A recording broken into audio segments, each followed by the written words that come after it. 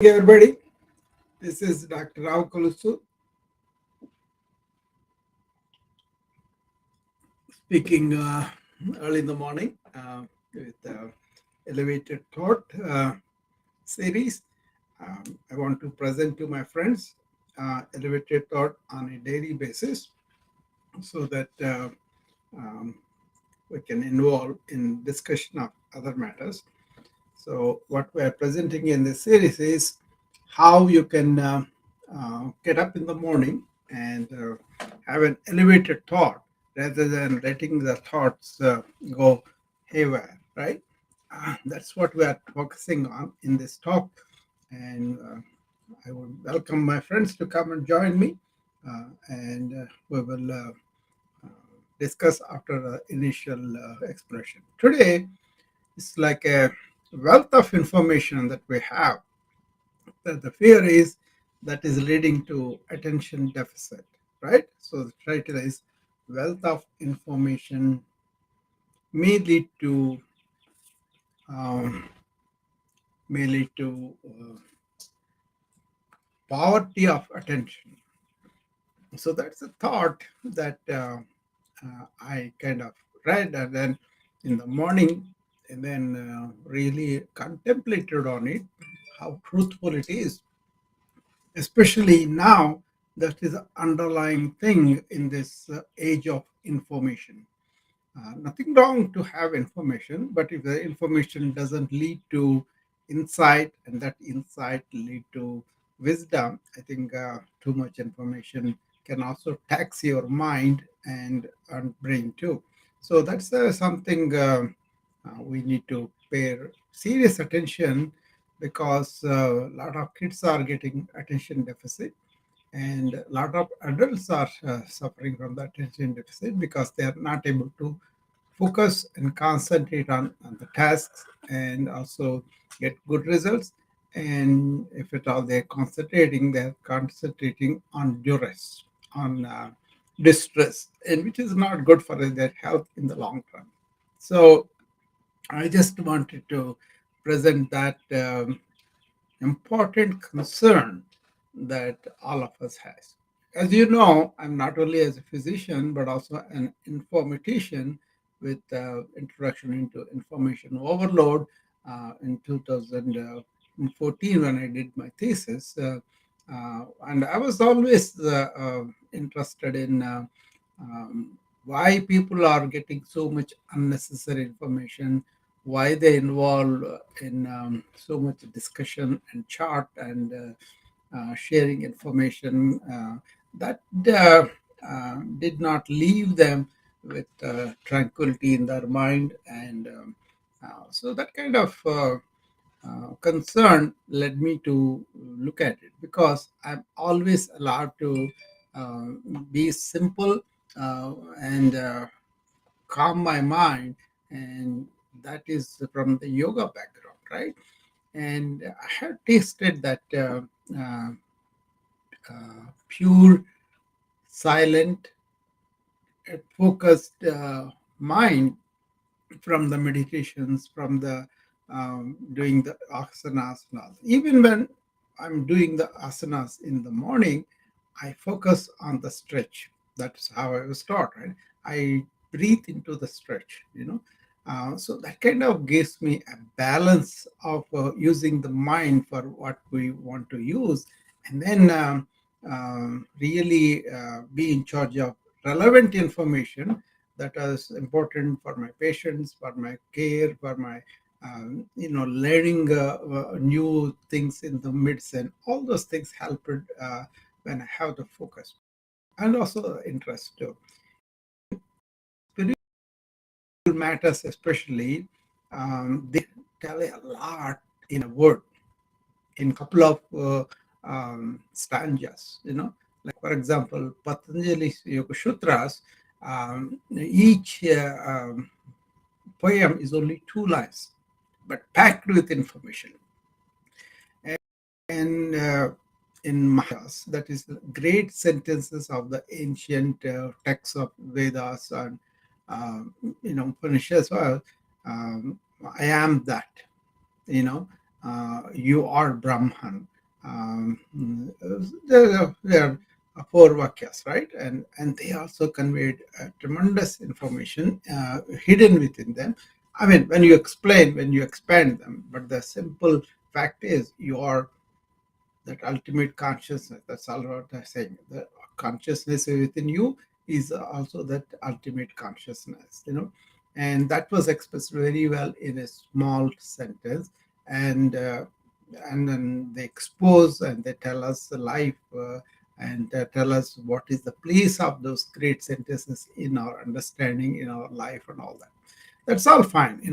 But then modern age proliferated documenting a lot of information, but I'm not finding fault because we are producing more information. I am just warning people how you use that information, what kind of role you have, how much life are you losing just with a lot of unnecessary gathering of this information. That's all I'm pointing out. And then what are the consequences of really exposing our brain 24 hours for this information? Do we need it? Especially when it has a negative tinge, do we need it? All the talks, all the discussions that we have in and out is not leaving us to be quiet, to be reflective, to be contemplative, and to really nurture the qualities of brain or preserve the qualities of brain of focus, concentration, reflection, and also really getting an insight from that information that can be applied in our life where the insight has good meaning in that. For example, you study Patanjali Yoga Sutras, it has got 8-step way, right? And the first two steps are moral, ethical things, and then the asana, then the breathing, like that, right? If you do all the moral, ethical values in your life, and also really move your body, exercise, and breathe properly, and don't let the senses go out. That's the fifth step, right? And then they want us to sit down and concentrate. This is dharana. And then contemplate, reflect, meditate. That is dhyana. And then go beyond even that one thought and then immerse yourself in the trance like state, which is samadhi, right? That is what they were trying to tell you. Stop all the thoughts in the mind and then find out who you really are. That was the essence of that yoga thing, right? So what are they saying? That be quiet, um, have enjoy some silence, at least some time of the day. But this proliferation of information has become so much. It is not with the experts or anything anymore. It is democratized. That is a very good thing. But we have to have a discrimination how much we want to use, how much we want to use this information, and how to protect ourselves by loading too much into our mind without really knowing. Unconsciously you're listening to the radio, unconsciously you're listening to the TV, and then reading on the social media. All those things are happening, but do we direct our attention to the things that matter us most, or we attend to them when they really become a crisis or something important that we need to attend. And also this exposure of this mind or the brain to the constant flow of information, is it leading to us not able to stay with one thing and not able to have the attention, especially with the artificial intelligence coming on? We are more worried because it is going to do more of that with this much more information, maybe 10, 15,000 times more information, maybe trickling out, and we are exposed to it, and what are going to do with it, and do we continue to have this attention deficit? and they want to create an avatar. And that means we are already suffering because of this ego, which is an image of ourselves, and we want to get rid of it. But then now they are creating an avatar. The avatar becomes alter ego, probably. I don't know what kind of complications will come with that. I'm just closely observing the metaverse and all the new technologies. See, technologies will always come. It is how we use them. If you use them to weaken you, that is where I'm bringing the concern. Okay, let's be intelligent. Let's use them, being in control of them, not being dictated by them. That's my thing. That is what happens with yoga. They always tell you you have a natural rhythm, and everything is rhymes with that natural rhythm. Don't lose that. Be natural. Eat natural. Yeah, drink natural. Eat when you're hungry. Drink when you're thirsty. Or really move. Don't sit for prolonged periods of several hours. At least I have done 1 hour of yoga, and then I came here. I can sit for a while, and then even if I'm sitting, I can do some movement of my feet, toes up and down like that, and that will be easy.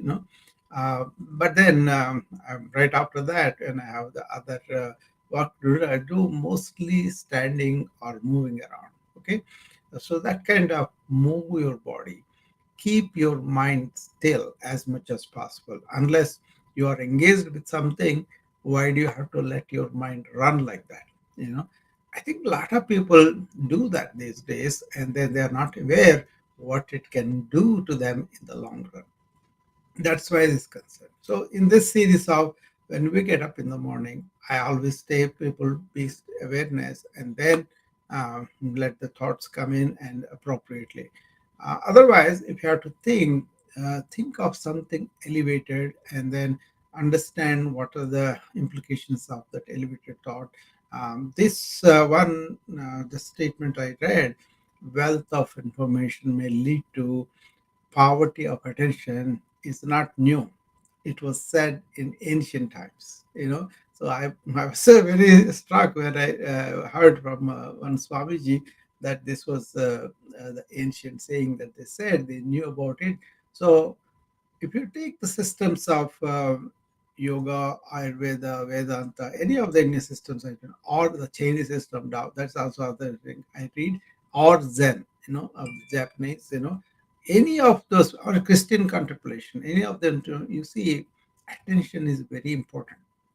You get to pay attention to what you're doing, and you get to really not burn that attention, so that you are kind of a chicken running around, that kind of thing. We don't want it, right? So this is a contemporary problem.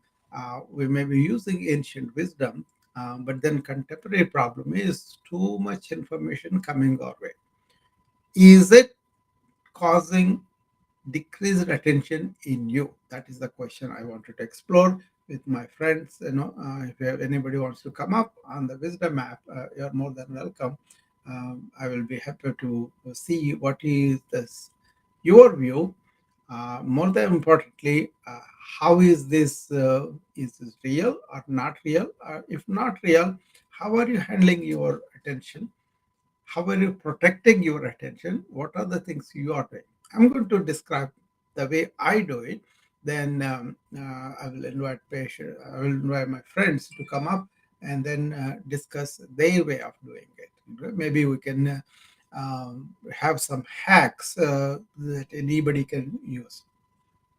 First of all, when you sleep, do you sleep soundly? If not, why? Do you have a lot of dreams? If you are having a lot of dreams, one simple solution for that is be attentive all day. Don't accumulate anything. Don't accumulate, especially the reactions that you have as emotional reactions to incident. Things happen, right? And then people will be upset, people will be angry, people will be happy. All those reactions are there as a human being. And how are we dealing with them? How well we can control them? that kind of, or not even control the reaction, being aware of it and getting rid of it, instead of burying it deep into ours and then get it back. Okay. So if you are sleeping very soundly and then you get up in the morning very fresh and then nothing in your mind, that is rare these days, right? And people are physically tired and they fall into sleep, but then when they get up in the morning, immediately everything comes to their mind, like I have to do this, that, this, and I have to get up and go and all that. That is how the sympathetic overload starts. See what it is, fight or flight, right? If you are in that mode, instead of rest and digest, which is the parasympathetic mode, then the problems happen. But if you can go and work in a restful manner, not really too much afraid, too much fighting or anything like that, it's much better for you. So can you be non-reactive through the day and respond to your tasks, with complete attention? That's something makes you get into the flow, enjoy your work, and at the end of it, your energy is not depleted, so that you can feel much better. So there are a lot of benefits of that.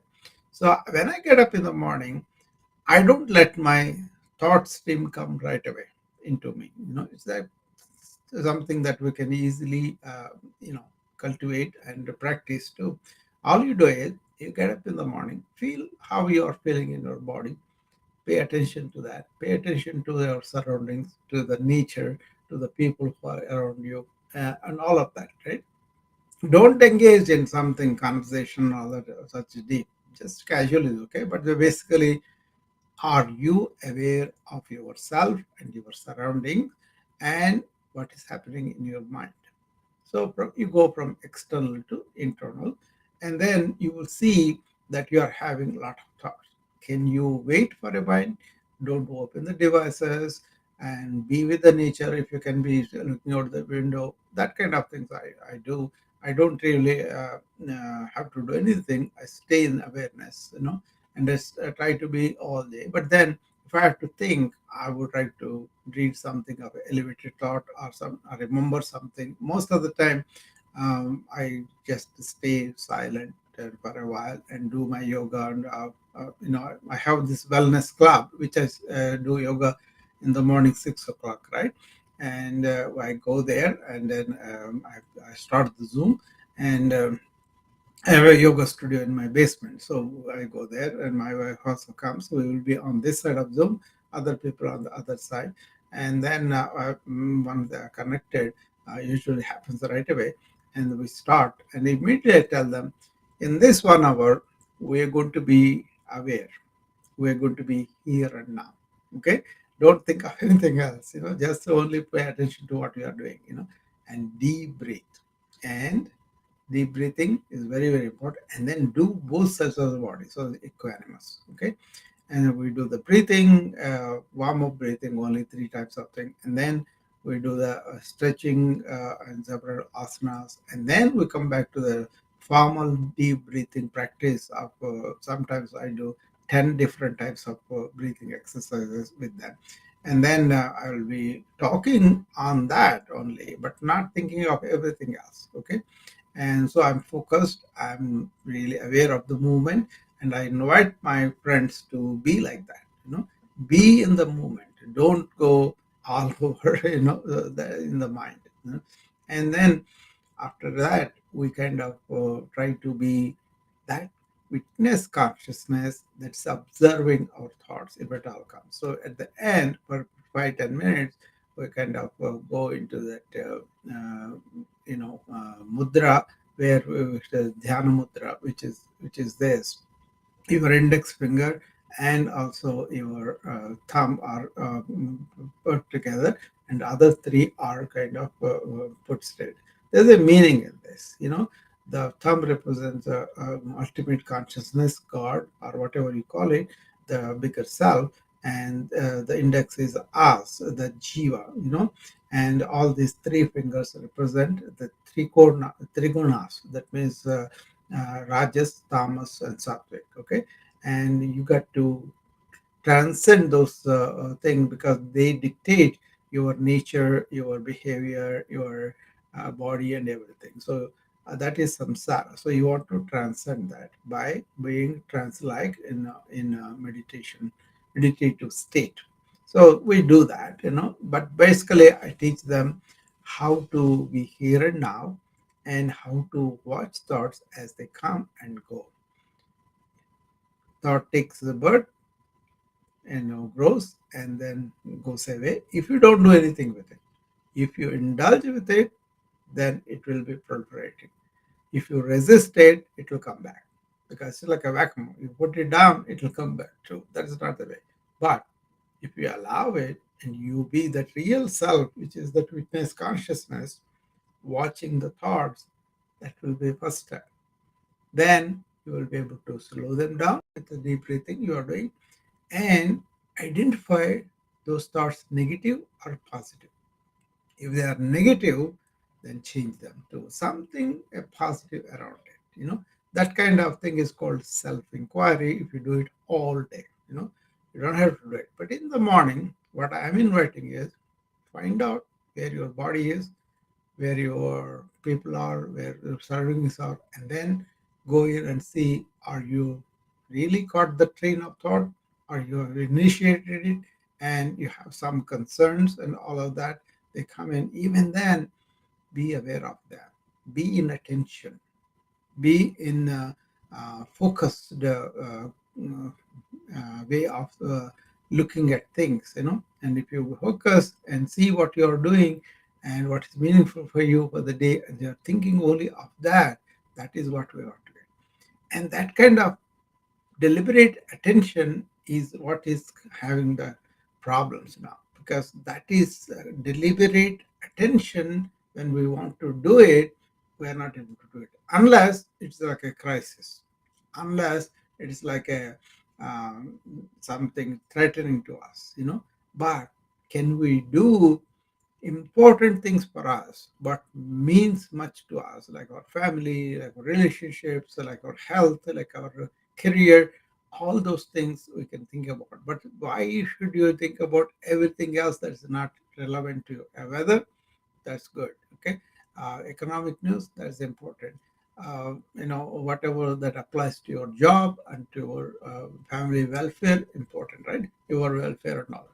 So can you be not selfish? I'm talking about, can you be really uh, keep important positions of what is meaningful to you, and then keep your thoughts in that line, you know and also, if you are in the present, you will not worry, you will not regret, right? That's a good energy to be in. So this kind of being in the present, paying attention to things and what is important for us, and then really realizing it, all that is being attacked by too much information. And that is there, that's coming through so many channels, 24 hours it is there. But do we have to indulge in it? Can you have some awareness about the problems of the too much information that you are absorbing in your mind unconsciously or consciously? Are you aware that it can do damage to your attention span down the line? And also, people develop this rapid thought. Suppose a thought comes that is worrisome for you, that there is something going on at your work, that they're going to lay off people, and then immediately you kind of imagine things, and then because you cultivated this continuous run of information loaded mind, and it will take its own course and then make you more worried than actual fact is. Maybe you are not one of them who will be laid off. Maybe they won't lay off right away. They may lot of variables are there, right? So maybe you can worry about it when it happens, that kind of thing, or you can prepare for other jobs and then look for it with good attention, good energy. So many implications are there with this, okay. So be aware in the morning. If at all you have to have an elevated thought, have thoughts like this, and worry about information overload. Look at where it is. Is it affecting you, or are you somebody who don't want to listen to too much information? That's well and good. But generally, I'm talking about it's coming our way.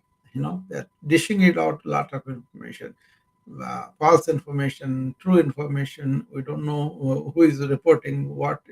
The fake news, they say, right? All these things are new now. It was not like that. But fortunately for me, I watch the public channel on the TV, and in the evening, 1 hour, they give me all the stories of the day, and also I may look at the CNBC once in a while, see what is going on there. Otherwise, I kind of don't want to indulge in too much of gossip. Most of the social media is gossip for me. So it is important to put it out and to talk to people. That's fine. But otherwise, most of the social media is not going to take me, mm, you know, unconsciously. I don't even check the emails all the time. Only 2 times a day, in the morning and in the evening. That's it. Anything else, I look for that. Whatever work I'm doing that is relevant to that, I will look for that. Let me see. One of my friends is coming here. So on the wisdom app.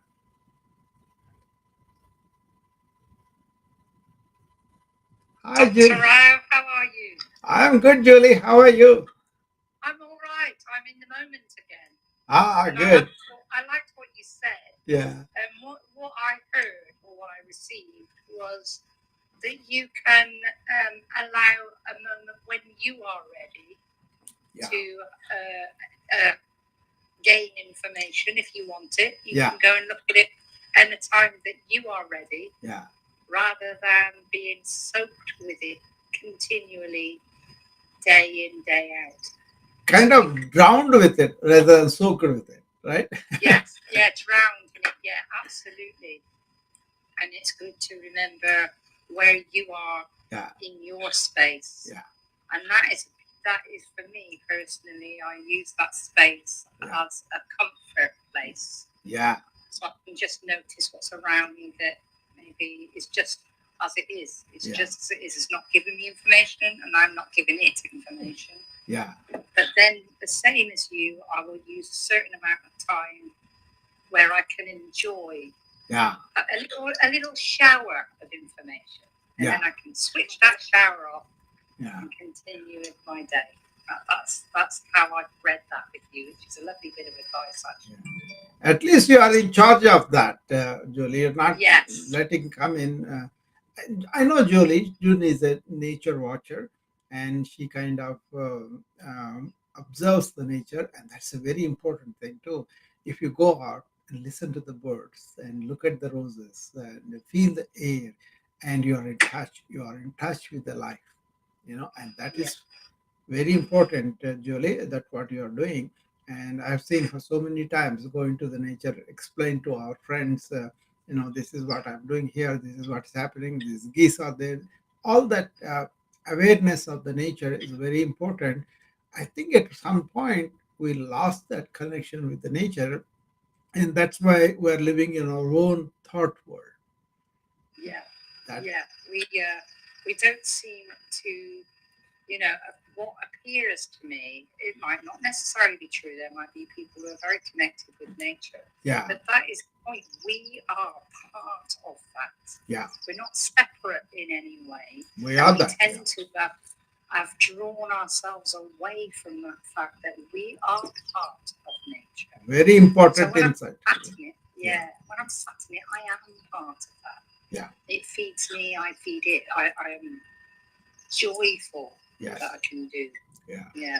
Actually, we are the recyclables of the earth. We go down and we come back. All the elements give us. So we are it. The planet is us, and then us are the planet. So if we approach like that, then we are not separated from our mother earth. So yeah. So that's wonderful, Julie. What you do, is very refreshing. So in the modern times, just to give some time to the nature. Yeah. And today my lesson was wonderful from you, where I can, if I want to, just give a bit of time for some information, but not necessarily. Yeah. I mean, lot of times we chit chat just to be friendly and all that. That is not what I'm talking about. I'm talking about swaying us psychologically, swaying us politically, swaying us emotions that way or this way, and then you really don't know what is what, and then. When you really need to do your job or your relationships and all that, you may not be present there. You may be lost in your thought. you know that is that, Yes, yes, that's what yeah. happens. Yeah. I have been there. I have experienced Yeah. that. Yeah. And now it has, especially with this social media. See, what they present most of the time in social media is what is best about them. They don't really tell you completely what's going on within them. Are they talking too much to themselves? Are they thinking about the past achievements and then relishing there and ignoring the present? Or are they daydreaming into the future? All those things we don't know because they want to present us the best foot forward all the time. That's right.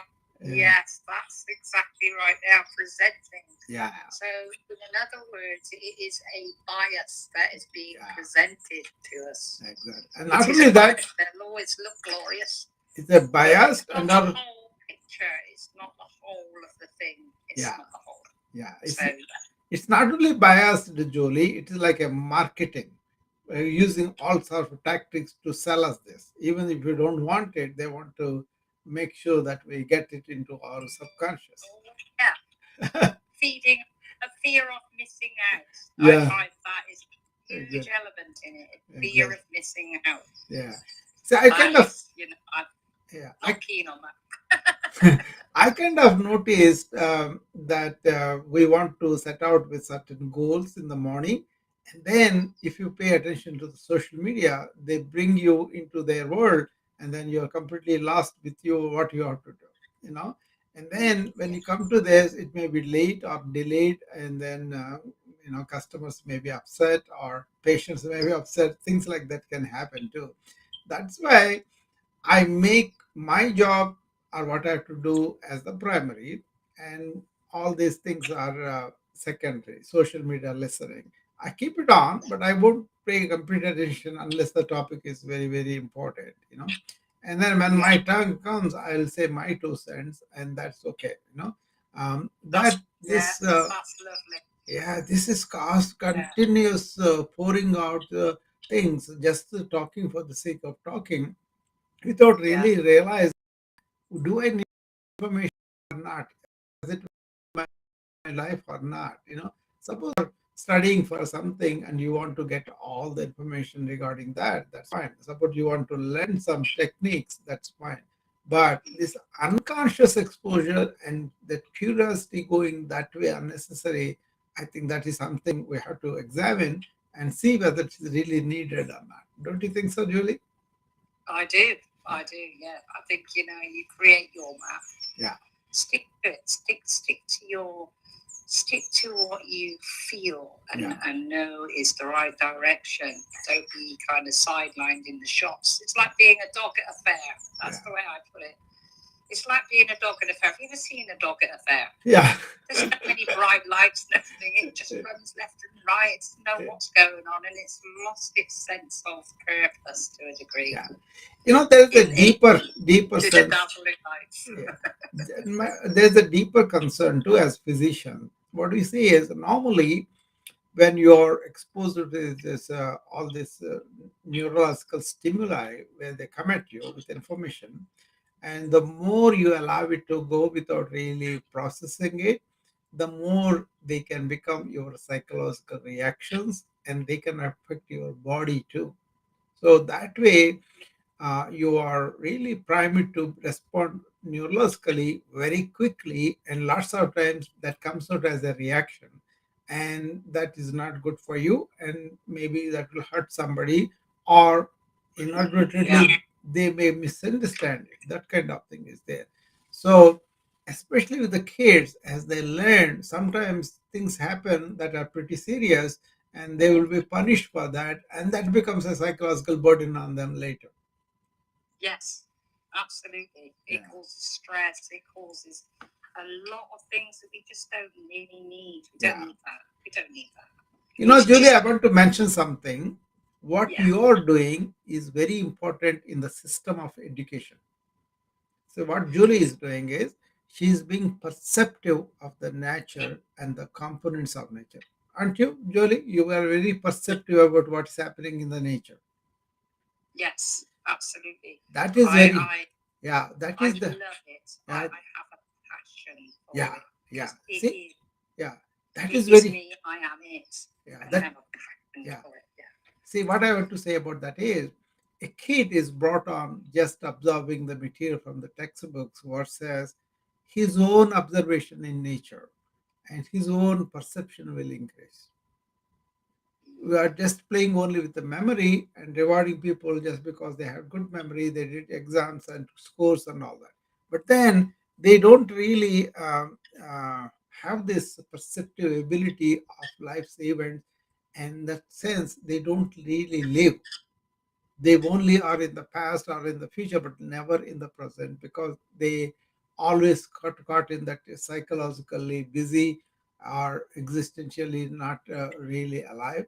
And also, they are living a thought world, Mm. and that becomes much more as you go into that. you know so it's a question of really having that kind of attitude. Julie, I think I appreciate her very much because she is very perceptive about the nature, and that is a quality we all can have it, and then we can watch nature at any season. Hi Martin, welcome. Hello, thank you. Yeah, as it relates to nature, I mean, I grew up with cats, and I would just watch cats, and Yeah. I'd be like, oh my god, you just sit there, Yes. and like you sit in the sun coming from the window, and you can sit there for hours. Yeah. So as I've been preparing for my dark retreat, I've been doing longer sits, and my cat now that I'm sitting for like an hour and a half, 2 hours at a stretch, she'll come and she'll sit in my legs. And she'll just sit there and like she'll purr for a little bit, but then she'll just be quiet with me. And we'll just sit quietly together. Yes.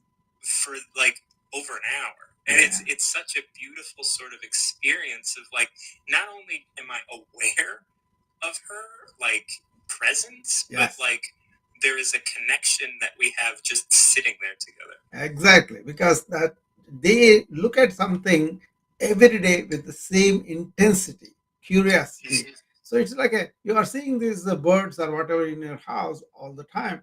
Haven't you seen that? No, she is looking with the jewel-like eyes, completely focused, attentive, and she will look at the same thing as though it is a new again, completely new. And that kind of presence you get from the cat, and they are so attentive on the prey that they are attacking or whatever they are looking out, they are looking. We can learn from that, right? Yeah, and even when I was a child, I used to just be envious of their ability to not be distracted. Not distracted. What do you think about this information overload, Martin? Oh my god! Oh my god! Like, there's so I'm going into the dark for a reason. Yeah. They're like this the wealth of information is like you said with Julie, we're drowning in it. And I was talking about this yesterday during Tao of the Day. We were talking about this idea that like there was at some point in time only so many books that you could probably read everything in a lifetime. Yes. But we have so much information now. Yeah. And it is changing so quickly. Yes. That information almost like and it wasn't long ago in which information was power. Yes. Now information is baggage. And the more we want, the more we have to carry. Yeah. The more we carry, the slower we advance. Yeah. Right? Like and so it's all of this and this is why these last couple months, as I've been kind of doing longer meditations and stuff, have been so enlightening for me, because although I understood that in theory, like, I'm seeing so much more how just being guided in this moment without having to know has been such a gift. And it's something that, I'm reading the Patanjali right now, right? Patanjali Yoga Sutras. And it's so aligned with everything that I have, conceptualized in an abstract form. Yeah. And now it's here, and it's like, oh, like, this is a great way of expressing it. Just because we are, and as I relate everything back to addiction, yeah, there is an addictive quality to gathering information. Something you said, I want to expose a little bit. Information used to be power, now it is baggage. That's what Martin is saying. It's appropriate because how you handle your information, you can make it a baggage, or you can get some insights from that and really make it a wisdom in your life.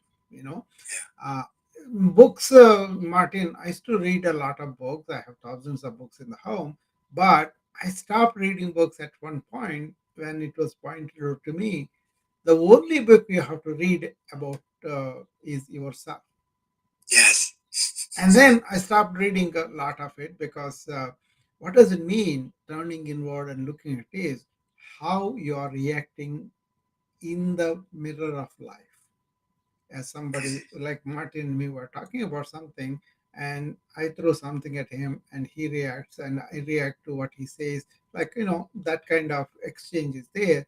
uh, so I've kind of used that word baggage. Really true. Are you using it a baggage, or are you using the insightful wisdom that is useful information for you? For example, I look at the weather and I'm going to travel to some other city. Obviously, I need to have that. So, communication wise, weather wise, protecting a lot of things we try to improve, even though nature dominates us still. But we also did a lot of damage to the nature. So the nature is out of whack and is punishing us with lot of these storms and all that. So read your book means look at yourself in the mirror of relationship of life. Yes. And then you see who you are and you can study that. And then out of that, not saying I am right, I'm going to do whatever I want, but you will be saying, who is this doing all this? And then Right. you transcend that and you end up in your real self, which is your real consciousness anyway. And then everything becomes much more clearer. And you won't be Right. swayed by this drowning of information. Yeah, and like, I'm grateful, and I have no idea how I had been introduced to this exact thing that you're talking about. And it is, the work that I do, and is, I call it recovering yourself, because it's like, it's not recovering something you've lost. It's recovering yourself, your actual self, the thing that you're here See, as. Martin and me, we talk about Martin talks about Tao, I talk about Brahman and all that. But then at one point, you got to be beyond that too. And Yes. then Yes. if you say this, you are not in it. You have to experience it, and then that experiential thing shows you where you are not going in there, where coming out of it. And that is awareness of that coming out of it goes down, then you are in it. You don't have to do anything. It's funny, I read the Tao, Yeah. and I've been reading like, I don't know, I spend maybe an average of an hour and a half on the Tao a day for the week, right? Like, so 5, that's like 7.5 to 10 hours a week that I'm spending, like, focused on the Tao and, like, reading it and like just kind of being with it. Yeah, and it's really hard. Yeah, they're soaked in it. Yeah, that's that. This is Patanjali Vishnutra. Also, you will find the more you read, the more you're perplexed about it. Okay, right. And then when you are it, then you are not anymore. Right, and I don't read it. Like I exchange it here on Wisdom and whatnot. But it's interesting because I recognize that it's like it would be very arrogant, I think, of me to come out and be like, no, I understand bigger than the Tao, right? No, but it is. But I understand me. I will give you an insight into the Patanjali Yoga Sutras that will be, probably useful. Is that it's not a book; it's a system they are talking about. Yeah. So once you read like that, the system, what they are talking about, but see, they talk about, okay, you have a wavering mind, continuously chattering mind. Everybody understands that. Can you be without that? Can you be like a child? That's the thing. If you go back to that, where you understand the limitation of perpetual thinking, how it is found, why it is coming out, how it causes misery for us, and all that, then you see, okay, they are saying there's something behind this chattering mind. So let me see. Then you cannot just describe it, you have to experience it. Once you experience it, it is a fact of life for you or not. And there's nothing like anybody can do unless you really experiment with that experience. And then the experience itself takes you deeper and deeper. And then once that self-luminous thing revealed, that takes you far away than anything that we can do with cognitive understanding. It's more like what we can do with let me bring Martin back. So it's a more like a uh, understanding the role of the cognitive mind and where it can become our liability. I think that is where the information overload is doing. It is allowing the cognitive mind get really suffocated with it, and that's why the attention is affecting a lot. I see the patients, a lot of kids to elderly and all the people, burnout people, stressed out people. A lot of it is they don't know how to deal with the cognitive mind effectively. It doesn't mean you have to get it out of it, but use it when it is appropriate, and then be in your real self, which is very, very peaceful and really energizing if you can stay there. Yes, and there is, like, this is always just the state of being. Yeah, and that's it. And if we could, like, again, it's also not a destination. No. Like, just like You're are already in that there. state, and that state exists for you to be in at any moment, and those things are, that's something that you ebb and flow with throughout your day, throughout your years, throughout your time, and that is when you can really understand, because it's not the great I or the you, right? Like, or the me. It is both of those things. It is the great I as the me. Exactly. In touch with the I. You don't have destination because you are it. You are home already. You are it right now, no matter what. No matter if you're like, and I, as someone that's in recovery, had to look back and realize I was it when I was out there using and stuff. Like, I was it, moving through it and being it, and that, and over esteeming my body, or over esteeming an experience over the depth of being, and that was an important aspect to get me to understand, or to allow the chattering mind to slow down. Yeah. See, Krishnamurti said something very remarkable. Truth is a pathless land. Yes. Oh, that's beautiful. Yeah. So if you say you have a path, you have somewhere to arrive, and you want to travel. This is like they describe this like this: you are in a home, but you get out and travel 100 miles and come back and say, "Oh, I have arrived home." That is how state. The information actually takes us away from that more. Just be informative, but be yourself, just to be. That's what Martin and we are talking about. Then it is a silent itself. It's a peace itself. It's happiness itself. But we think we have to learn that and this and get all this information in to do that being state. That being state is not accessible to that information. You just have to throw it away and do it. But external things, you want to cook, you want to earn, you want to, and that's very important to have that.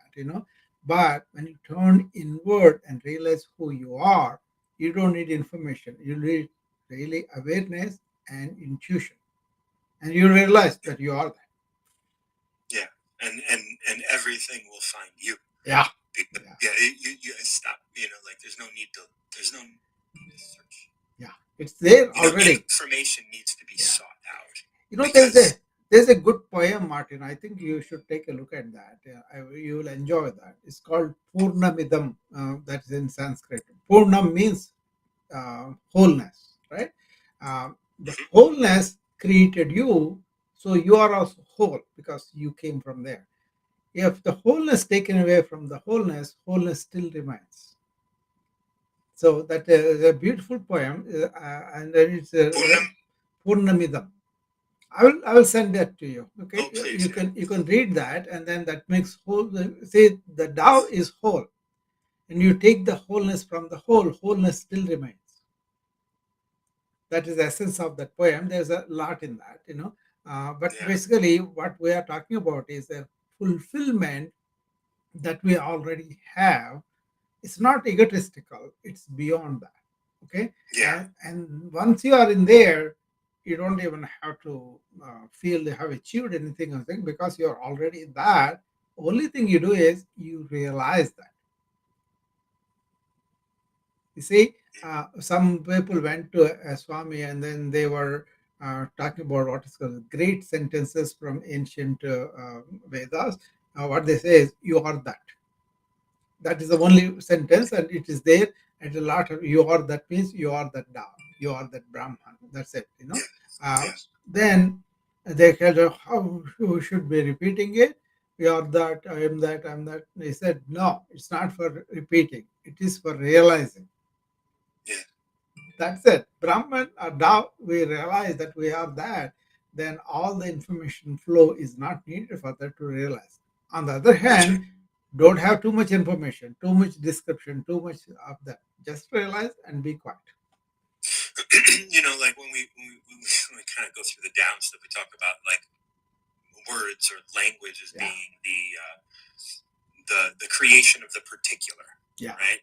Like now you start separating things, and I always talk about the idea that if you were to complete the sentence that starts "I am" with anything other than a period, you limit yourself to that thing. And I don't care how many books you fill with words that you can fill that with. You will still not. Exactly. You will still not even approach that which you are, and thus I am is enough. I think if it's good enough for Jesus, or if good enough, like it's good enough for me. we made a very good distinction here. What is the information outward to the objective world? That may be like a science or vaccinations, and all those things are useful for our survival and all that. That's fine. But then when it comes inward awareness of who we are, this information or inward being very attentive and focused on what we want to do psychologically, I think this excess information, descriptions, or techniques, and all that are really impediment to that, and that's where the attention is going down. So I'm very concerned about this, Martin, because I have seen a lot of patients with attention deficit, and also a lot of not able to do things because don't have the focus, and they cannot even read a paper anymore. Now, see, 3 seconds you have to say in TikTok what you have to say. What does it mean? What do you get in 3 seconds? That is something important about you inside. They can say, I have to click this camera because this is a powerful camera. In 3 seconds, I can understand that. How can I understand somebody who has a deep attention deficit? They cannot focus on anything. Yeah, and that's like this is a big concern of mine as well as Yeah, I I'm explore, sure. addiction and other things of Yeah, that nature. Like when people attach themselves to yeah, the physical to yeah, such a degree that death is a scary experience, yeah, and that change is something that can't be welcomed with the same fervor as a yeah, new gadget. yeah, And that and so like my work to just understanding myself and yeah, if I burn bright enough that I can inspire others, wonderful. yeah, And really um, trying to at least be a voice for the mundane, be a mm, voice for the quiet of the depths that life can bring is something that I really connect with you on, and I'm really mm. grateful to have crossed paths. Yeah, sure, Martin. Because we see the suffering and we are sensitive. Again, Krishnamurti says something very nice about this being sensitive. Uh, if you are not looking at the fact as it is, then you are not sensitive, because you are looking for the memories, then you're not looking at the fact. The fact is, people are losing the attention, you know, Yeah, in a major way. And it's going to be much more with the artificial intelligence coming in. So there was a something I talked about artificial intelligence and spirituality, because I also picked it up from the spiritual circles. What is the dangers that are coming in with the unimpeded um, proliferation of this artificial intelligence into everything.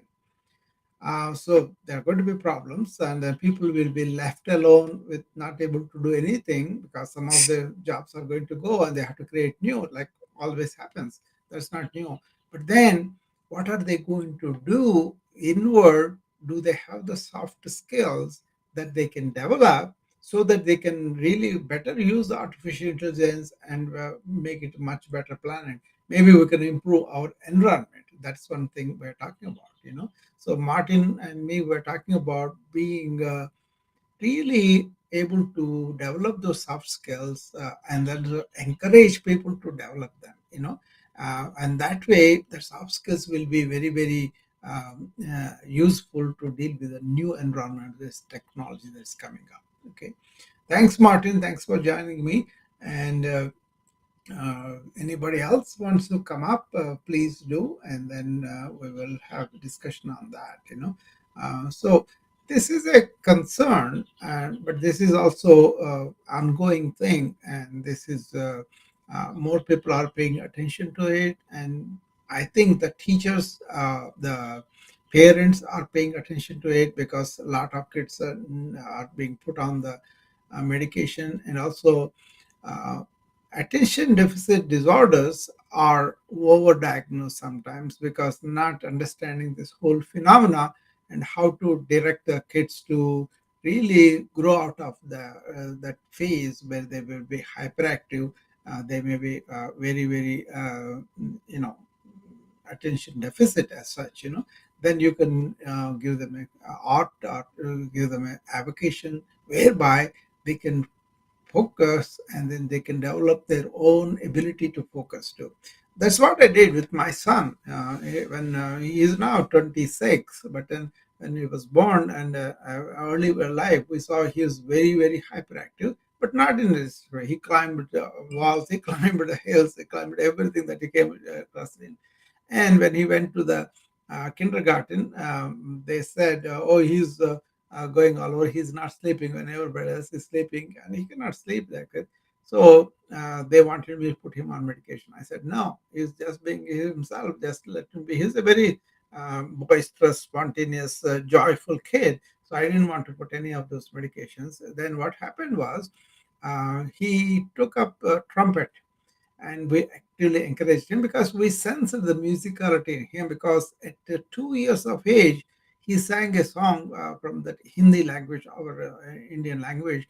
The song was playing, and then he picked up the song, even though he didn't know any word of that language.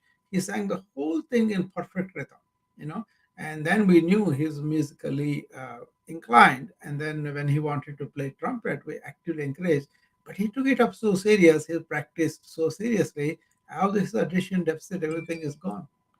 And he was able to master that capacity to concentrate through that art, something like that. We can do it. That's why this nature watching is also very important. You go out, you be with the nature as it is changing every day. The wind can be different, right? The rain can come or clouds can come, and even the patterns in the sky are different. So if you are in touch with the nature, you can see May is coming up, and then all these beautiful green buds come on the trees, right? And then if you are in touch with it every day, you can enjoy seeing that life come up, and that the greenery getting more greenery, and then you really enjoy that, right? That kind of awareness and attention to the nature is called forest bathing, we call it. In yoga, it's like the sense, we kind of see something, and then the image comes, and then we absorb it, and then we form an opinion and all that. But yoga teaches you not to engage senses to that extent. Let them go and receive it when it comes. Don't indulge in it. That's kind of thing. Suppose somebody gives you a beautiful um, tasty drink, you just taste it, give it up because it is good. You don't want to cultivate the taste continuously. That's a yogic practice.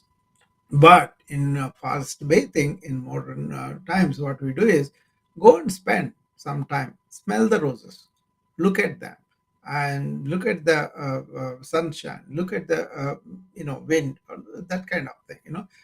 If you can do that, and then if you can allow your senses completely go and meet those sceneries, you will feel very relaxed in your mind because you are not engaging in analysis, assessing, and all. There is a place and time for that. But when you are going out to walk and then enjoy your walk, why do you have to think about all these things? Okay, that is what we are always talking about. So have the information, but don't let it drown you, like Julie said, uh, or make it a baggage, like Martin said. Don't make it a baggage, but more like make it useful, appropriate, and relevant to your life. And also see that is not robbing your natural ability of attention and concentration. That has to be done every day to improve that, right? Breathing, meditation, and just keep coming down, or music. Any number of things are there to make you quiet in the mind. And then work, prayer. People do that prayer, right? Japa, tapa, they call so many practices are there that really makes you focus within and then bring that focus. For example, if you focus on the work so much, you will be in a flow where you enjoy the work itself, and at the end, the work will be like more of joy rather than the chore, right? At the end, you'll have good results too. So all those things. Hi. Hello, Durant. How are you? Hi, I'm good. How are you, Will? I'm good. Okay. I'm good. So I've been listening for the off and on for the better part of the last give or take hour, half hour, give or take. Yeah. I always find you very fascinating, very insightful, and very wise. So thank you for your platforms and thank you for being you. Yeah. So wealth of information. So what struck out with me, and you may have already said this already, so forgive me if I'm saying it again. Sure. I take the idea, and I know it's overused and oversaid, Yeah. of where focus goes, energy flows, right? Yeah. And so if you have a wealth of information, therefore you have a wealth of focus, and if you're focusing on everything, Yeah. then you're focusing almost on nothing because it's an overload. And that really is the beginning part of how I guess resonate with and think of the wealth of information may lead to poverty of attention. Yeah. Yeah. Actually, the information robs the attention because you are paying so much of attention to all sorts of things, right? So when you really need to pay attention to things that are important for you, that is the problem. That's what we are talking about. Yeah. Yeah. And then it takes away our focus of the important things. Instead of being laser focused on one Yeah. thing, to do it efficiently well, thoroughly, etc., and account for whatever the variables that are needed to be accounted for. There could be a threat to the idea in that sense, or a detractor or stumbling block to the idea or overall goal. If we're focusing on too many things at once, we can't achieve it because we're not able to focus on all of these pieces that are needed to achieve that goal. Exactly. My concern is as a physician also, I have seen the bad effects of this in the kids and the adults too, because they are really innocently exposing themselves to the lot of information flowing their way, and some of them are not appropriate, some of them are false, some of them are overwhelming or attractive. So that all these marketers, what they do is the more attractive the thing is, the better it is. The commercial interest, they don't care about the attention span of people. They want to get the attention. That's the problem with the social media. They want to grab the attention from us, right? That's the problem. Yeah. Yeah. So are you also saying that when your patients come to you, if they come with too much information, then it's not focused on whatever their concern or problem or issue or whatever it could be, and they're sort of casting the net too wide, and therefore it's too much concern or too much fear? Yeah, and not only that, but also I kind of give them the Stephen Hawkins. He wrote the Seven Habits of Effective People. In that he mentions a kind of a table. X axis, Y axis. On one axis, I don't remember which one. One axis he puts like a important, not important. The other axis, urgent and non-urgent. Okay, if you are doing important, non-urgent all the time, you will be fine.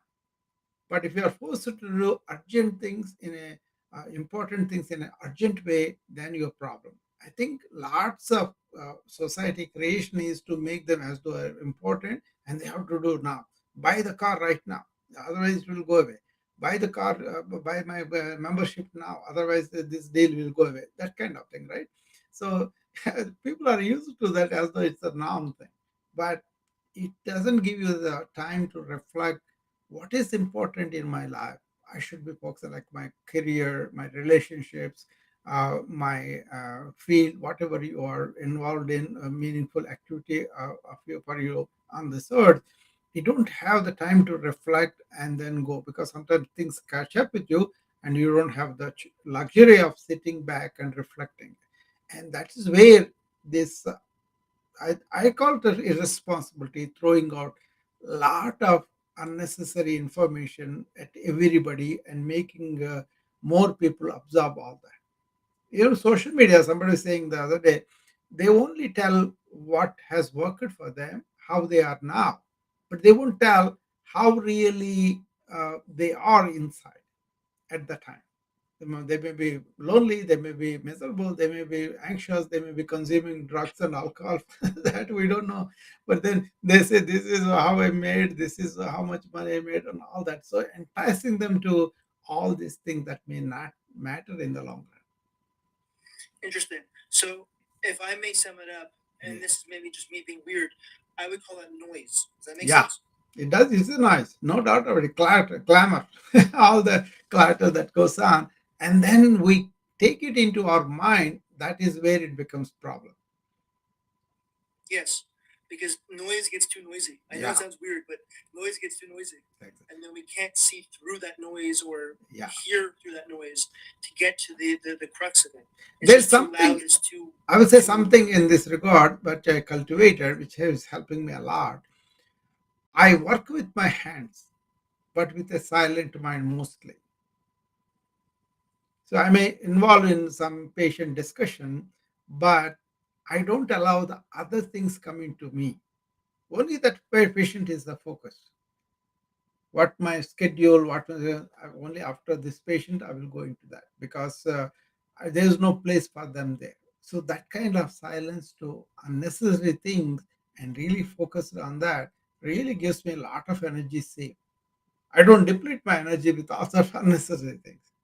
And also I don't have this propelling, oh, I have to do this, or no hurry at all.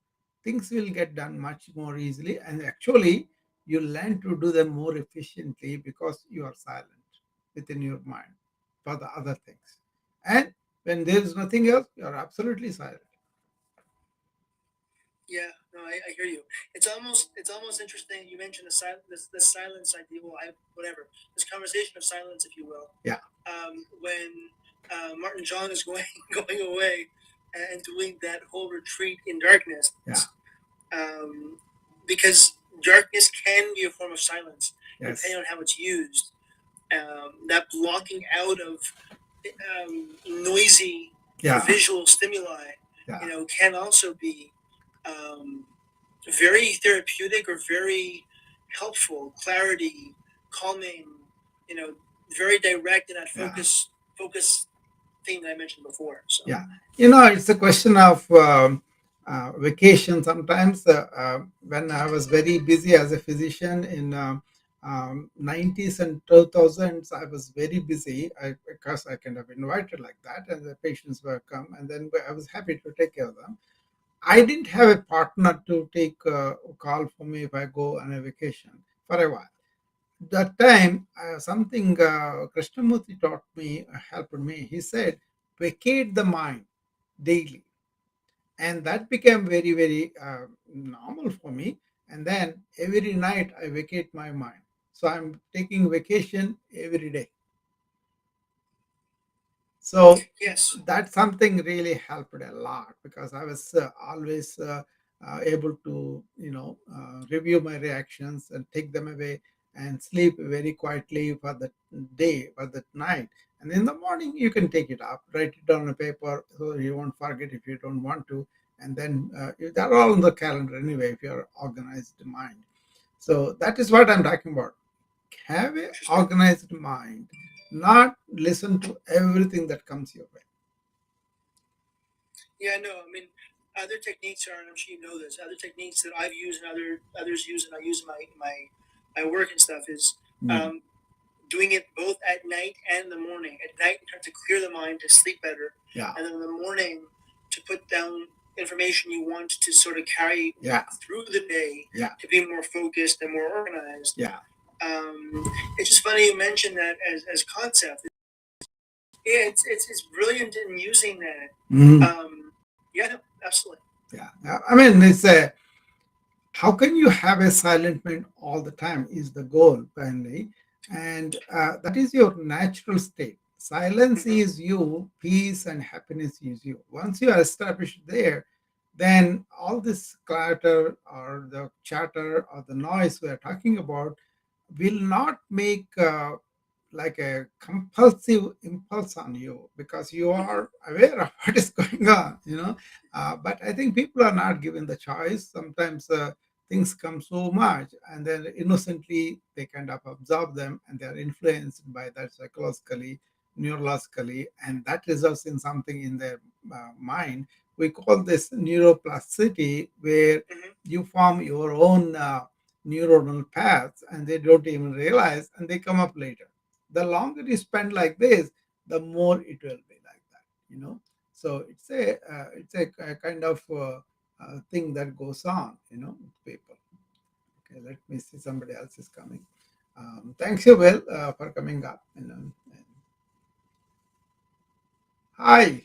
Hello, Dr. How are you? I am great. How are you? I am wonderful. This is a terrific conversation. I've been thinking about what's happening in my own brain as I'm listening to this while doing a puzzle. Yeah. And I am so thrilled that I have achieved the ability in my brain to have this calm, wonderful, regulated state, which due to different life circumstances and a lot of different traumas and coming through addiction and being sober now for 6 years and working actually in addiction recovery, helping others. So much has just transformed in my brain and the neuroplasticity that I witness in just being able to sit and do this puzzle with a lot of ease and a free flowing space, a presence, if you will, to the focus. Wonderful, wonderful. It's just fantastic. Yeah. Love it so much. Yeah. But I also, I wanted to ask you, what type of medicine do you practice? Internal medicine. Okay. Are you, and you practice in America? Or? Yeah, all the time. I practice only here. I'm kind of slowed down now. But I practiced since 1981. I was here. 83, I got into residency from that time. Yeah. Wonderful. Well, I come from a medical family, and I know how hard physicians worked in the 80s and 90s. So I'm grateful for you doing the good work there and being able to taper off a little. I think that's lovely for you. I have taught elementary art, and I have witnessed some interesting things with my students. When you were talking about children and hyperactivity and over medication, that really clipped me because I had a student who was on Ritalin or Adderall. I'm not sure what he was taking. I guess it's the same. It's obviously the stimulant, but it was such a sad thing for me because he was the only one of two Black children in a small school of primarily white children who were of the Mormon faith, and so that's kind of a club within a club within a club. Yeah. And this one particular kid was very disruptive. And teachers and students alike would comment, "Oh, he hasn't taken his medicine today." And that broke my heart. He was an absolutely adorable child who just really wanted to fit in and do well. And I noticed he was an amazing runner. Fantastic runner. I'd watch him on the playground. And in class, if he, particularly at the beginning of an art class, if I'm introducing an assignment or showing them some slides and talking about what we were to do, he'd be restless and bothering other kids. And so I would say, "Hey, I want you to go into the gym and run as fast as you can from, this wall to the other wall and tap the wall so that I can hear you going back and forth." And I would time, so I'd let him leave the room, and he would go. Jim was right next to the art room, and he would run as fast as he could back and forth. And I'd give him about 10 minutes, and then he'd come in and was absolutely regulated. Yeah, exactly. Yeah. And so it's a big problem, as you know, this over medication or this propensity for physicians to hand these children these powerful stimulants. And what I've learned about in my master's program in addiction counseling, I've learned the damage that some of these meds can do. Particularly this stimulant medication for the ADHD quote unquote phenomenon. And that 40% of these children are more likely to exhibit manic episodes in adolescence and later adolescence. Exactly. And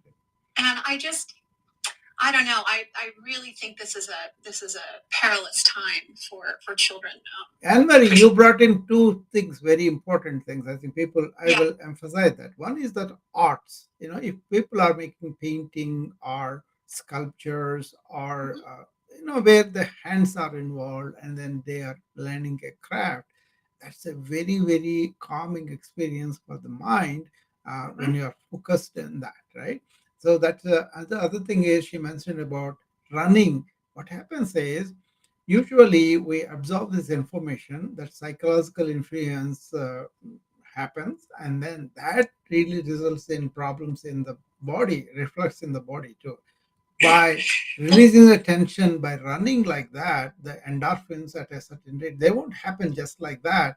But if you practice running at a very high heart rate for at least 20 minutes, you will have a rush of endorphins, which are natural high, which is a very good one too. Runners experience that, that those two things, what Anne-Marie mentioned about arts and also vigorous physical exercise. Yoga also can do that if you can be in the same asana for a few minutes, your mind and everything quiets down, and their body also quiets down. That's the thing. People don't rest body enough. They Right. they want to get up in the morning like a fight or flight, right? That's sympathetic nervous system. You want to Okay. jump out of the bed, go and hurry. That is the culture breeds, which is really not needed. The same thing you are doing. You have enough time. You can just rest and digest is a parasympathetic system that is stimulated by deep breathing. Even if you sit down for a couple of minutes and do a few breaths, that's enough. And I advise people to do 1 minute of deep breathing every hour so that you can bring you back to your presence. So you bring back your sympathetic activation going down and parasympathetic activation going up. There's science behind all this, People know Right. about it. Yeah. Well, I'm also a yoga instructor, and Yeah. I love the idea of getting, maybe even setting an alarm on your phone.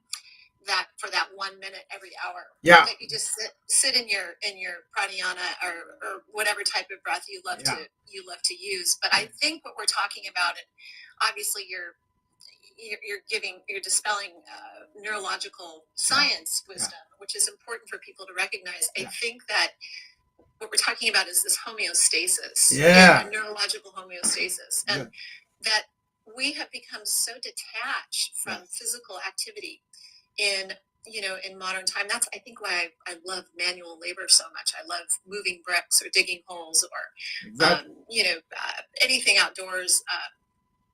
Obviously nature exposure, but this aspect of, like, I've got a fence to put in. And what we've moved away from in our culture is we just don't have the gift of entering into this manual physical labor, this physically granted homeostasis in which breath is utilized. Anyway, I also think what you've said about the arts and how you can enter this alpha state. Very important. When you see what happens with the breath, the breath becomes calm, and with this exercise and in a very active yoga practice, also you can have this breath just become. It's a conduit for stabilization within all the systems of the brain, and we just can't discount that. The yoga system defined connection of the breath and the thought, right? If you deep breathe, you can slow down the thought because they both come the same Shakti, right? The same power. And that's the relationship we have. Lots of times people will breathe very shallow.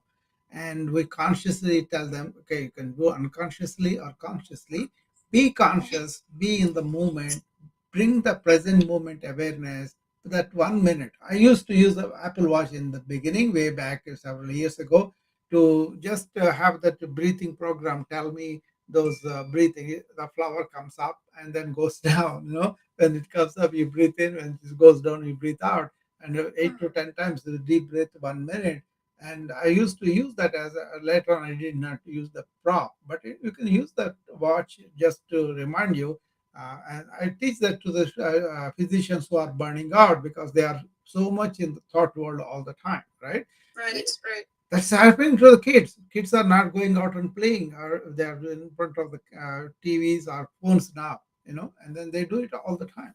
So it's a kind of uh, real problem we are dishing out at the kids without realizing, like Anne Marie said, go and play, be physical, do something with your body, and then you can move that body like that. It will be wonderful. So it's a question of incorporating that into your daily routine so that you are more physical.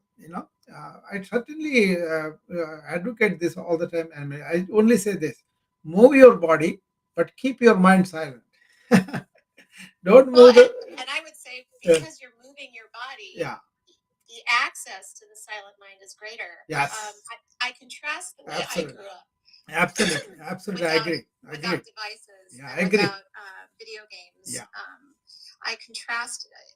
I ran around the Rocky Mountains without, I mean, we didn't have sunblock, and we didn't have sippy cups, or we didn't have juice boxes, or even provisions. I mean, my brother, my cousin, and I would just venture out for hours, and we'd eventually make it back to the cabin, but we were scraped and sunburned and absolutely parched and starving. And we had an amazing, I mean, our parents would rather, have us gone, frankly, than underneath their feet. And we just played and imagined and moved our bodies and used our bodies and came back, after having summited mountains, excuse me, waded through streams and chased by an elk or whatever. We just had fantastic. We need to bring that back and our culture. children don't have this opportunity today. Yeah, and Mary, we need to bring that culture back where people are out there doing that. That's something simple, right? We didn't even have toys. We played with each other outward on the dunes of the sand or on the trees. We just climbed up the trees and then jumped out down. So many things we did physically, and that's why nobody taught us to do this. We just gathered and then did, and when we had to study, we studied it. But then they always encouraged us to sit on the floor, and that has tremendous benefits. At least half an hour, sit on the floor and see how you do, because the venous return increases. You have less chance of clotting, and you have better digestion, better elimination of the waste and all that. And also all the ovary problems, prostate. I'm pretty always say tell people, work with your hands, but with a silent mind. I love it. And I think what you're talking about, we can extrapolate towards what you're talking about, physician burnout. Yes.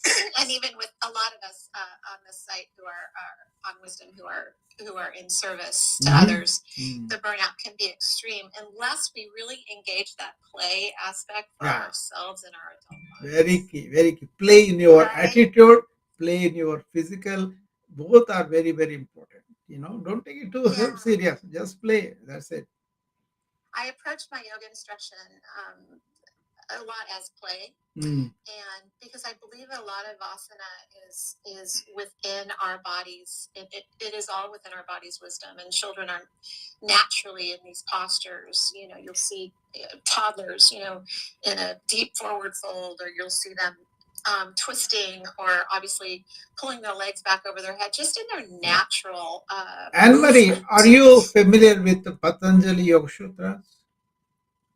Patanjali Yoga Sutras? Yes. Ashtanga Yoga? Yes. Okay. But my understanding too, correct me on this if I'm wrong, but did not the country of India utilize the Ashtanga practice in their military? Yeah, they do. Because it's such a upper body type of a. No, that's not it. Ashtanga Yoga is asana, that is a posture, that yoga we are all doing here. That's only one part. There are 7 other parts. That's what I want to bring notice. You are eligible for graduation into that deeper science. Because when you started with all this, why I'm mentioning that is all that you are gathering bits and pieces of insights will be available to you in one.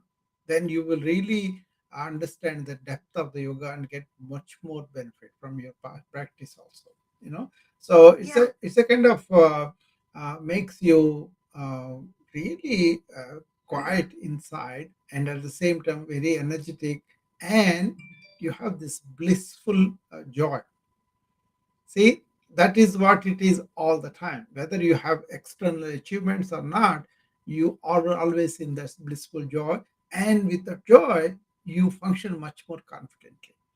Anyway, I would recommend that you take a book of that and start reading. And if you have any questions, talk to me, and I will be more than happy to share. Okay. Oh, thank you so much. I actually teach vinyasa flow. I teach also a spiritual practice, holy yoga, which is a practice for Christian worship. Okay, that's fine. But then this is the original yoga. This man actually wrote this book. Is a standard like Bible here? It's a standard in yoga.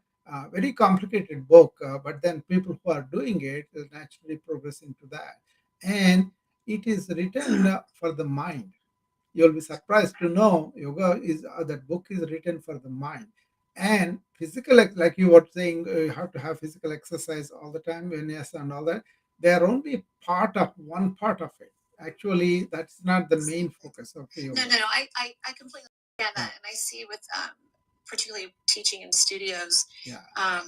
I see people who, the the West's application of yoga practices is far more from a physical. No, there are serious students here too, Anne Marie. Wanting to get, wanting to get a certain type of body, or mostly, yeah, mostly people are, Go ahead.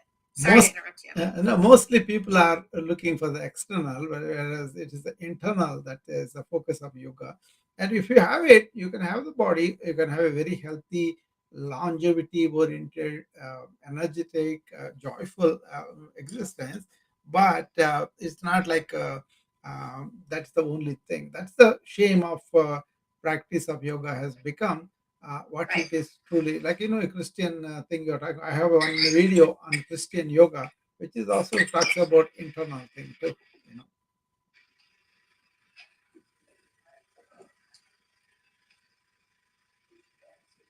I think I'm missing your audio. No, I kept quiet. I wanted you to talk. Oh, thank you. Yeah. Well, in my own evolution as a practitioner of yoga, I came out of a dance space. Mm-hmm. In a very performative approach to my practice, with the mirror and with obviously using it for alignment and dance. But I found myself in this place where I had to change my orientation around my body. Yeah. And take focus off of what other people were doing. I mean, I was so used to sort of echoing movement within a studio with other dancers, and also sort of a judgmental perspective on my own physique that transformed over time, and it became so important for me to do less in my practice. Mm-hmm. Than to do more. So instead of going into certain advanced postures, I'm just talking about my own practice. I would restrain and remain in child's pose, longer, or because I knew that there was something that wasn't connected in my practice. So I continually returned to this notion of not fully extending in a posture, because for me the work was, because those postures came easily to me. There was something more happening that I wanted to tap into. Exactly. Let me tell you a term that I think you will use it better. It's called swa-adhyaya. Swa-adhyaya means self-study. As you are looking at the mirror, you are aligning yourself. That is, you are studying yourself in that posture. That means you are really paying attention to the, um, without mirror, you are really paying attention to what is happening within your body, within your mind, within your psyche, right? And then because you are able to appreciate that you're changing, that's the essential thing on the yoga practice is in life also. In the mirror of life, you see yourself. So this Swadhyaya has a lot of meaning. How we are talking, how we are expressing, how we are feeling, reacting, all those things will become tools for us to study ourselves. Not in a way self-conscious or blaming, but then just observe, okay, like you said, child pose extended your pose. That's exactly true. It really lengthens the spine, and which is a very, very good thing. And the essential of yoga fitness is having that good spine. Right. So, right.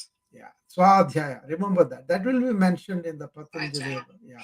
Yes. Well, I like that idea too of this, of the observation of the body. And I did evolve in my practice, and in, the 30 years of practicing yoga, I've evolved into not looking at the body as the world looks.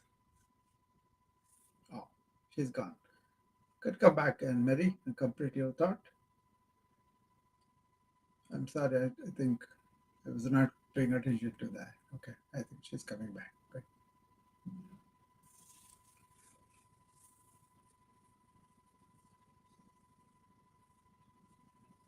Yeah, go ahead, Anne-Marie. Essentially not looking at my body. Thanks. Not looking at my body the way others.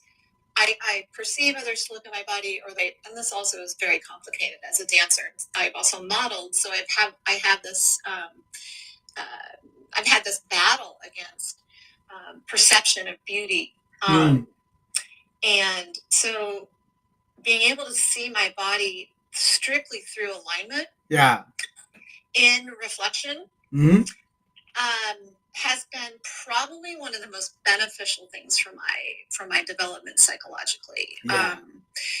Being able to be an observer and not a judger of my physique. Hey, Anne-Marie, did you hear about Devadasis of yoga practices in India? Can you say that again? I didn't quite hear you. Devadasis. They are the dancing girls in the temple, and they only dance for the Lord. Oh my gosh! That just sends chills through my body because that's been in my life too the most enjoyable thing in my whole life is when I dance alone. I think we should talk offline. I will tell you more about that. This what is called there's what's called rasa siddhi. That means extreme joy from getting the peak of dancing. And that is something only you will experience, and then you are privileged to do that because you're practicing dance so much. But in the way you let go the association with the dancing, with the body and mind and all that, and really immerse in the universal thing, right? And you'll be ecstatic at the time. So. Well, I love it, and I feel like I've done that all my life without necessarily knowing what I'm doing. Yes. At times of real intense struggle. You have the experience. I remember you have the experience. You have the experience of what I'm. You have experience of what I'm talking about. You see? Yeah, I clear out the furniture in my parents' living room, and I would just dance for hours alone. And oftentimes to some worship music that would just allow my soul to just rise. And anyway, well, I don't want to talk more about me, and obviously as a Westerner and as a yoga teacher who's done training. I mean, it's a world that is so enormous. I guess I look at yoga and as I look at medicine or I look at psychology or philosophy. What is significant? Scratch the surface. Yeah, what is significant about the rasa siddhi I told about is like a ecstatic joy they feel inside. Doesn't need any money or any recognition, any applause, anything like that. They just, right? Well, and it's such a relief because you're not performing and you're not entertaining. You're not responsible for towing the line in the choreography. You're intrinsically and instinctively responding to music or responding, as a jazz musician does to a theme. And it's a beautiful soul dance, and that also I find in my own painting, in my own art creation. See, when I was studying these ancient wisdom books, and they're not books, they are treatises. Okay, they are systems, right? One of the systems they had is called Samaveda. That means they have 64 arts. One of them is dance, and one of them is music, like that, right? 64 arts they explored, and the depth of human experience with the dance, that is really uniquely for them. They can do it themselves, so they are blessed with that, and they don't have to have anything externally achieved, even the fame or name or money. All these things are corrupt things for them. So they are very contented, very happy within the walls of the temple, performing own dance only to the Lord. Well, we were taught it. I mean, I don't know if we're taught this. Unfortunately, I don't think we are. But to dance and lift your hands and dance and sing to the Lord and in a Christian faith, but I seem to find myself in houses of worship as the only person who's actually really dancing and having to do it over to the side, so because I'm looked at as I'm a crazy person. Yeah. Particularly, I don't know, in certain environments, certain states, certain areas of our country. But bringing it back to what makes adults well, what can make adults well, and what can contribute to wellness. And it's this concept of what we can do to calm our brains, to get that homeostasis, so that we can have neuroplasticity. Yeah. I don't really believe, I know neuroplasticity exists consistently, but I think it's rapid in the calm brain. Do you know yoga has established neuroplasticity thousands of years ago? Of course. I can tell more about it when we talk. Okay. So. All right. Hey, I love this talk, and I'm certainly a student of yours, and I appreciate you letting me share. And I just hope all of the listeners can move happy. A little bit today and enjoy that spring in their step, and that spiritual bliss that comes through just allowing themselves to play a little bit. See, I don't have any alignment to any religion, but to spirituality. So I can see that. Well, and in my Christian faith, it's broadened so much. Yes. I just know it's my orientation. I can see that. I can see that, Anne-Marie. And then your dance can be elevated much more. That's what we are going to talk about. Okay. All right. Well, thanks so much. Okay. Have a great day. Thanks for coming. Nice to know you. Okay. Thank you. You too. Yeah. Thank you.